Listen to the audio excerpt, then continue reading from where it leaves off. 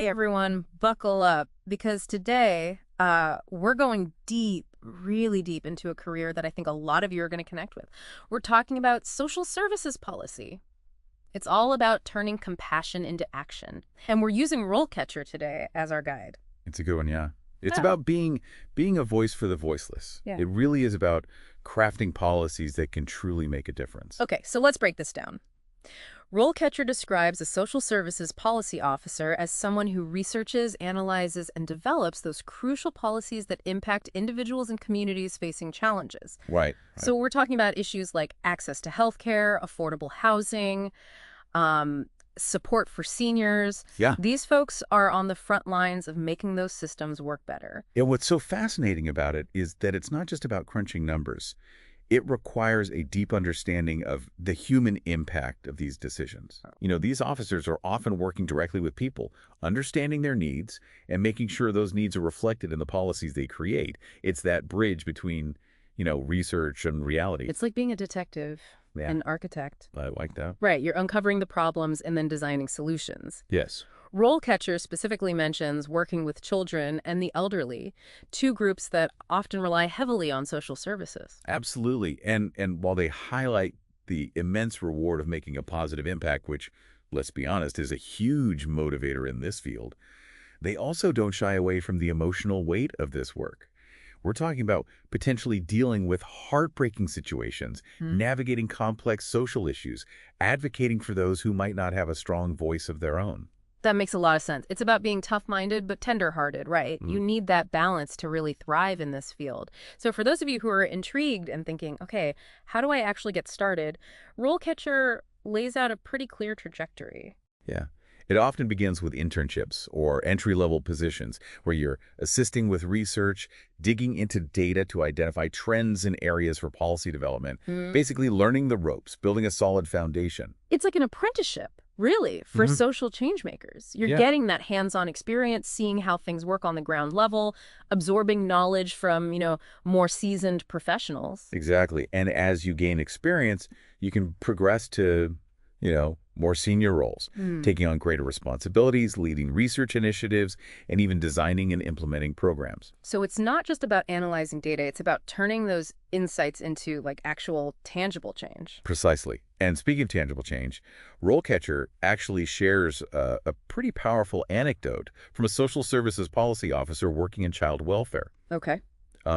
They were tasked with addressing the issue of children aging out of foster care without adequate support. Oh, wow. Yeah, The critical issue. that's a critical issue. What happened? Well, this officer really dug deep, interviewing those who had aged out of the system, understanding their challenges, identifying the gaps in existing policies. Right. And then they used that research to advocate for policy changes that provided, extended support services like housing assistance and educational grants for young adults who had aged out of foster care. That's incredible. I mean, they literally changed the trajectory of these young people's lives. It Yeah. really shows the potential for impact in this field. Absolutely. Yeah. And as you progress in your career, that impact continues to grow. You'll find yourself engaging with more influential stakeholders, from community organizations to government officials, Yeah. all working together to create a more just and equitable society. It's like you're building a coalition Yeah. of change makers. Exactly. But with greater influence comes greater responsibility, right? Definitely. Definitely.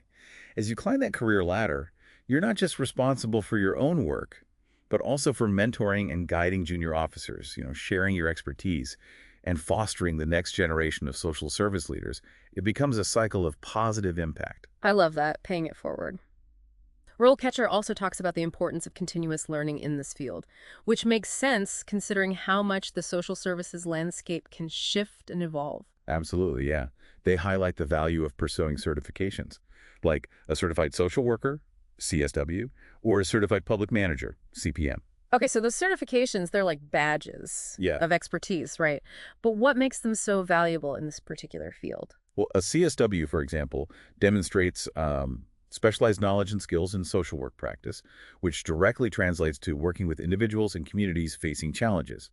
A CPM showcases expertise in public administration and management, which is essential for navigating the often complex world of government agencies and public policy.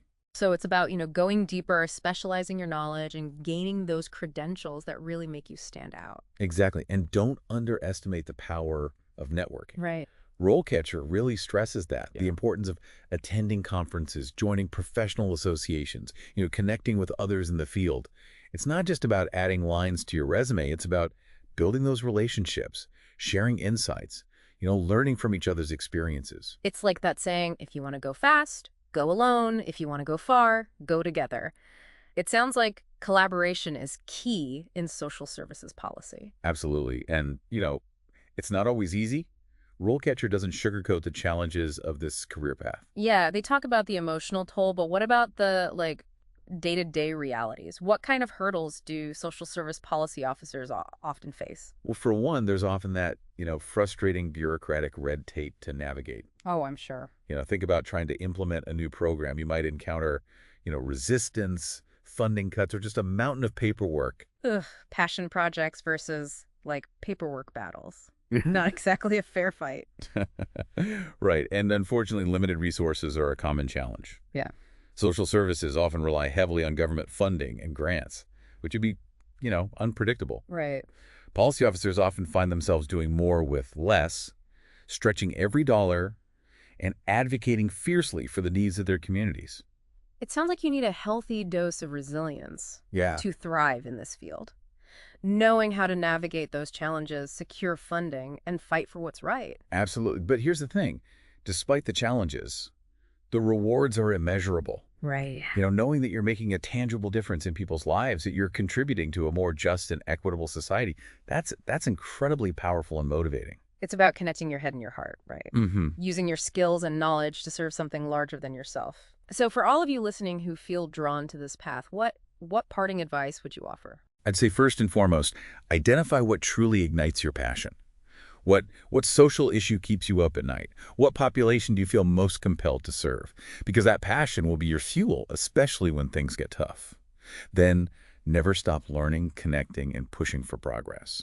Beautifully said. This deep dive has been incredibly insightful, and I hope it sparked a fire in those of you who are ready to make a real difference.